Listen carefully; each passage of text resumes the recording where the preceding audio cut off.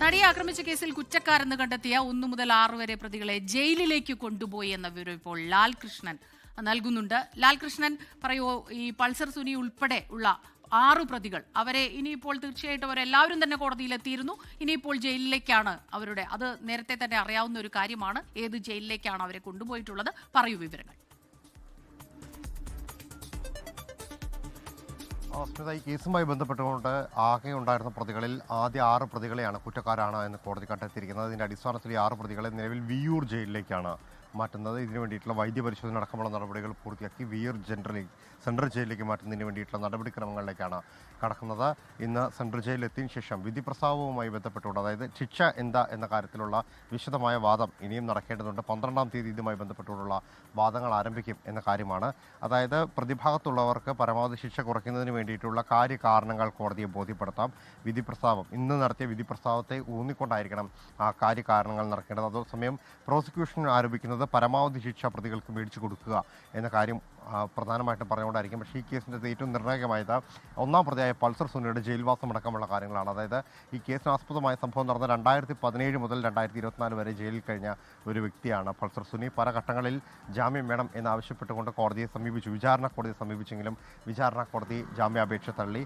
ഒടുവിൽ ഹൈക്കോടതിയും ജാമ്യാപേക്ഷ തള്ളിയതിൻ്റെ പശ്ചാത്തലത്തിൽ സുപ്രീം കോടതിയിൽ നിന്നാണ് പൾസർ സുനി എന്ന സുനിൽകുമാർ ജാമ്യം നേടി പുറത്തേക്ക് വരുന്നത്. ഏകദേശം 4 വർഷത്തിലേറെ, 6 വർഷത്തിനോടടുത്ത് ജയിൽവാസം അനുഷ്ഠിച്ച ഒരാൾ കൂടിയാണ്, ജയിലിൽ കിടന്ന ഒരാൾ കൂടിയാണ്, ശിക്ഷ അനുഭവിച്ച ഒരാളാണ് എന്ന കാര്യം കൂടിയുണ്ട്. പൾസർ സുനിക്ക് കിട്ടുന്ന ശിക്ഷ എന്താണെങ്കിലും അതിൽ നിന്ന് വിചാരണ കാലയളവിൽ ജയിലിൽ കിടന്ന കാലയളവ് കൂടി കുറച്ചതിന് ശേഷമായിരിക്കും ബാക്കി തുടർ ശിക്ഷാ നടപടികളിലേക്ക് കടക്കേണ്ടി വരിക. എന്നാൽ മറ്റു പ്രതികളുടെ കാര്യങ്ങളിൽ അങ്ങനെ ആയിരിക്കില്ല. അവർക്ക് ഇതുവരെ കിട്ടിയ ശിക്ഷ കൂടാതെ നിലവിലുള്ള കേസിൽ പരമാവധി ശിക്ഷകൾ ഉറപ്പാക്കുന്നതിന് വേണ്ടിയിട്ടുള്ള നടപടികളിലേക്കായിരിക്കും പ്രോസിക്യൂഷൻ പ്രധാനമായിട്ടും കടക്കുക. വിചാരണയുമായി ബന്ധപ്പെട്ടുകൊണ്ടുള്ള തുടർവാദങ്ങൾ, അതായത് ശിക്ഷാവിധിയുമായി ബന്ധപ്പെട്ടുകൊണ്ടുള്ള തുടർവാദങ്ങൾ നടക്കുന്ന 12-ാം തീയതി വിയ്യൂർ സെൻട്രൽ ജയിലിൽ നിന്ന് പ്രതികളെ വീണ്ടും കോടതിയിൽ എത്തിച്ചതിന് ശേഷമായിരിക്കും തുടർ നടപടികൾക്കും നീക്കങ്ങൾക്കും സാധ്യമാവുക. എന്താണെങ്കിലും അതിനു വേണ്ടിയിട്ടുള്ള നടപടിക്രമങ്ങൾ ആരംഭിച്ചിട്ടുണ്ട് എന്ന കാര്യം തന്നെയാണ് നമുക്കറിയാൻ കഴിയുന്നത്. 1-ാം പ്രതിയായ പൾസർ സുനിക്ക് പുറമെ 2-ാം പ്രതിയായ മാർട്ടിൻ്റെ പങ്കാണ് ഇതിനകത്ത് ഏറ്റവും പ്രധാനമായിട്ടും എടുത്തു പറയുന്നത്. അതായത് അത്താണിയിൽ അപകടമുണ്ടാകുന്ന സമയം മുതൽ, അല്ലെങ്കിൽ അതിന് മുൻപേ തന്നെ കറുകുറ്റിയിൽ നിന്ന് ഈ വാഹനം ക്രോസ് ചെയ്യുന്ന സമയം മുതൽ തന്നെ കൃത്യമായി വിവരങ്ങൾ നൽകിക്കൊണ്ടിരുന്ന ഒരാൾ എന്ന് പറയുന്നത് ഈ വാഹനം ഓടിച്ചിരുന്ന മാർട്ടിൻ തന്നെയായിരുന്നു.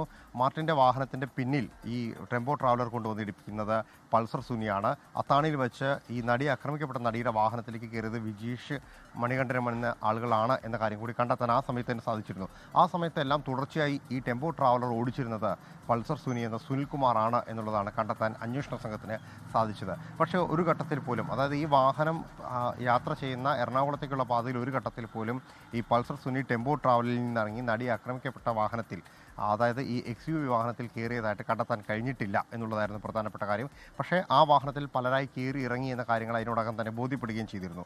വെണ്ണല ഭാഗത്ത് വെച്ചിട്ടാണ് പൾസർ സുനി എന്ന സുനിൽകുമാർ ഈ വാഹനത്തിലേക്ക് കടക്കുന്നതും അതിനുശേഷമാണ് അതിക്രമങ്ങൾ നടക്കുന്നതും. അതും സീപോർട്ട് എയർപോർട്ട് റോഡിൽ വെച്ച്, കാക്കനാട് നിന്ന് തൃപ്പൂണിത്തുറയിലേക്ക് നീളുന്ന സീപോർട്ട് എയർപോർട്ട് റോഡിൽ വെച്ചാണ് ഈ സംഭവങ്ങൾ ഉണ്ടാകുന്നത് എന്ന കാര്യങ്ങൾ കൂടി ബോധ്യപ്പെടാനും കണ്ടെത്താനും അന്വേഷണ സംഘത്തെ കൊണ്ട് സാധിക്കുകയും ചെയ്തിരുന്നു. തുടർ നീക്കങ്ങളും തുടർ നടപടികളും അതിൻ്റെ പിന്നാലെയാണ് വരുന്നത്. പൾസർ സുനിയെ കോടതിയിൽ വെച്ച് പിടികൂടുന്നതിന് പിന്നാലെയാണ് ഈ കേസുമായി ബന്ധപ്പെട്ടുകൊണ്ടുള്ള കൂടുതൽ വിശദാംശങ്ങൾ, വിവരങ്ങൾ പുറത്തേക്ക് വരുന്നത്. അതായത് ഈ മാർട്ടിൻ അക്രമത്തിനെല്ലാം ശേഷം മാർട്ടിൻ തന്നെയാണ് ലാൽ പ്രൊഡക്ഷൻസിന് ഉടമയായ ലാലിൻ്റെ വീട്ടിലേക്ക് നടിയെ എത്തിക്കുന്നത്. നടിയെ എത്തിച്ചതിന് ശേഷം അവിടെ നിന്ന് രക്ഷപ്പെടാൻ ശ്രമിച്ച മാർട്ടിനെ അവിടെ ഉണ്ടായിരുന്നവർ തടഞ്ഞു നിർത്തിയായിരുന്നു. പ്രത്യേകിച്ച് പ്രൊഡ്യൂസറായിട്ടുള്ള ആൻഡോ ജോസഫും അതോടൊപ്പം തന്നെ MLA ആയിട്ടുള്ള PT തോമസും ചേർന്ന് ഇയാളെ ചോദ്യം ചെയ്തപ്പോൾ കൃത്യമായ മറുപടികളൊന്നും തന്നില്ലെങ്കിൽ പോലും ഇയാളുടെ മറുപടികൾ പലതും സംശയമുണ്ടാക്കുന്നതായിരുന്നു എന്ന് ബോധ്യപ്പെട്ടു. ആ സംശയത്തിൻ്റെ അടിസ്ഥാനത്തിൽ പോലീസിനെ വിളിച്ചു വരുത്തി ചോദ്യം ചെയ്യുന്നതോടുകൂടിയാണ് മാർട്ടിന് ഇതിനെക്കുറിച്ച് കൃത്യമായ ധാരണ ഉണ്ടായിരുന്നു. അതായത് ഈ നടിയെ വിളിക്കുന്നതിന് വേണ്ടി ഇവർ തൃശ്ശൂരിലെ വീട്ടിലേക്ക് പോകുന്ന സമയം മുതൽ നടിയെ ആക്രമിക്കപ്പെടാൻ പോവുകയാണ്, ഇതിൻ്റെ പിന്നിൽ കൃത്യമായൊരു പ്ലാൻ ഉണ്ട് എന്ന കാര്യത്തെക്കുറിച്ച് മാർട്ടിന് കൃത്യമായ ധാരണയുണ്ടായിരുന്നു എന്ന കാര്യത്തിൽ അന്വേഷണ സംഘത്തിനും മറ്റുള്ളവർക്കും കൃത്യമായി വിവരം ലഭിക്കുന്നത്. അതിൻ്റെ അടിസ്ഥാനത്തിൽ തുടരന്വേഷണം പോകുമ്പോഴാണ് ഈ ബാക്കിയുള്ള പ്രതികൾ 6 പ്രതികളുടെ ചിത്രം ഏകദേശം തെളിഞ്ഞു വരുന്നത്. പക്ഷേ അതിനോടകം തന്നെ ഇവരെല്ലാവരും നാട് വിട്ട് പോകാനുള്ള ശ്രമങ്ങളെല്ലാം നടത്തിയിരുന്നു.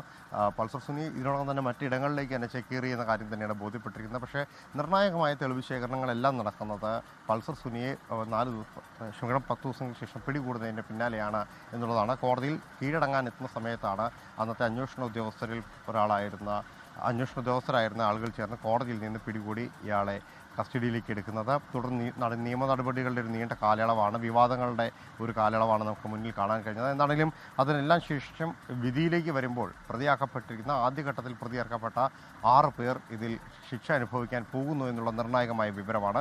അതിൻ്റെ ബാക്കി നടപടിക്രമങ്ങൾ, അതായത് എന്താണ് ശിക്ഷ എന്നുള്ളതാണ് ഇനി കാത്തിരുന്ന് കാണേണ്ടത്. ഇന്നത്തെ വിധി പ്രസ്താവത്തിൻ്റെ പശ്ചാത്തലത്തിൽ തുടർ നിയമ നടപടികൾ ഉണ്ടാകും, അതായത് മോചിപ്പിക്കപ്പെട്ടവരുമായി ബന്ധപ്പെട്ടുകൊണ്ടുള്ള തുടർ നിയമ നടപടികൾ ഉണ്ടാകുമെന്ന കാര്യം കൂടി പറയുന്നുണ്ട്. പക്ഷേ അത് ഏത് തരത്തിലാണ്, എന്തെല്ലാമാണ് എന്നുള്ളത് വിധി പ്രസ്താവം പൂർണ്ണമായും പുറത്തു വന്നതിന് ശേഷമായിരിക്കും. എന്തായാലും ആദ്യത്തെ 6 പ്രതികൾക്ക് വേണ്ടിയിട്ടുള്ള വിചാരണ നടപടികളാണ് അടുത്ത ദിവസം ആരംഭിക്കാൻ പോകുന്നത്. 12-ാം തീയതി ആരംഭിക്കുക. യെസ്, ലാൽകൃഷ്ണനാണ് വിവരങ്ങൾ നൽകിക്കൊണ്ടിരിക്കുന്നത്. അപ്പോൾ ഈ കുറ്റക്കാരെന്ന് കണ്ടെത്തിയ 6 പ്രതികൾ, അവരെ 6 പേരെയും തൃശൂർ വിയ്യൂർ സെൻട്രൽ ജയിലിലേക്കാണ് ഇപ്പോൾ കൊണ്ടുപോകുന്നത്. 12-ാം തീയതിയാണ് കൂടുതൽ വാദം ഈ ശിക്ഷാവിധിയിൽ നടക്കുക. അപ്പോൾ ആ സമയത്ത് പ്രതികളുടെ അഭിഭാഷകർക്ക് കൃത്യമായിട്ട് ഈ ശിക്ഷ കുറയ്ക്കുക, ആ രീതിയിലുള്ള വാദങ്ങളൊക്കെ തന്നെ അവിടെ നടക്കുമെന്നാണ് മനസ്സിലാക്കുന്നത്. അതിനുശേഷം മാത്രമാകും ശിക്ഷാവിധി പ്രഖ്യാപിക്കുക. ഇപ്പോൾ നമുക്ക് മനസ്സിലാക്കാൻ കഴിയുന്നതനുസരിച്ച് 1-ാം പ്രതിയായ പൾസർ സുനി, 2-ാം പ്രതിയായ Martin Antony, B Manikandan, VP Vijeesh, H Saleem എന്ന വടിവാൾ സലീം, പ്രദീപ് എന്നിവർ, ഈ പ്രതികൾ എല്ലാവരെയും തന്നെ വിയ്യൂർ സെൻട്രൽ ജയിലിലേക്കാണ് കൊണ്ടുപോയിട്ടുള്ളത്. ലാൽകൃഷ്ണൻ കൂടുതൽ വിവരങ്ങളുമായി നമുക്കൊപ്പം ചേരുകയായിരുന്നു. ലോകത്തെവിടെയായാലും ഏത് സമയത്തും 24 വാർത്തകളും ഓഗ്മെന്റഡ് റിയാലിറ്റി പാക്കേജുകളും എക്സ്പ്ലെയിനറുകളും വിശദമായി കാണാൻ ഞങ്ങളുടെ യൂട്യൂബ് ചാനൽ നിങ്ങൾക്ക് സബ്സ്ക്രൈബ് ചെയ്യാം.